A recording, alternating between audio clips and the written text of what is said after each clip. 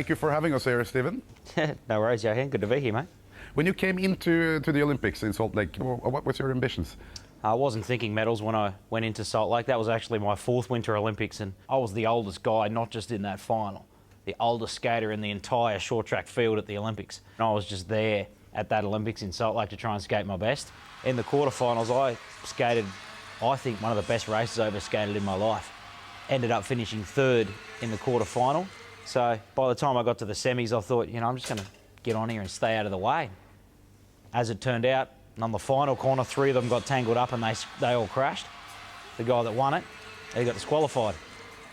So I won the semi-finals, and I figured there's no reason I'm going to change my tactic for the final. No, not at all. Did you feel that your luck was about to run out when you came out of that semi-final? You had won it, you said it has to stop at some end of this. To put myself through to the semis, I was lucky in the semi to get through, but I still skated really well. Yeah. I also knew that the other 4 skaters in that final, they were prepared to go through each other if they had to try and win it. And everybody said, Steve, just get on and stay out of the way because you're going to get a medal. Some of these guys are going to go down. No one ever said that all of them would go down. No. Have you actually used these tactics on other stuff after you figured out that I'm just going to be in the back and see what happens? I don't know if I've used it personally, but there's a saying in Australia now, it's called doing a Bradbury. Ah. Every time I hear it, it makes me feel proud, and it gets used all the time in political circles, in sporting circles, in everywhere, in that if somebody has a bit of a lucky victory or somebody comes from behind where there's some unfortunate circumstances, it's called doing a Bradbury, and I hope they're still using it after I'm dead.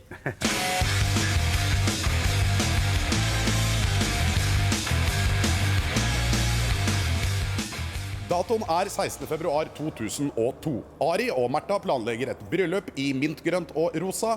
Per og Veronica Orderud har akkurat startet ankesaken sin, og i Kabul så har Åsne Seierstad rigget seg til hos en bokhandler. I Salt Lake City er Stephen Bradbury bare sekunder unna å vinne tidenes heldigste OL-gull. Og til å rekonstruere dette så har vi med oss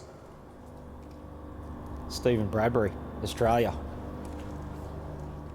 Johan Apollo Ono, USA, og en gjeng veltepettere.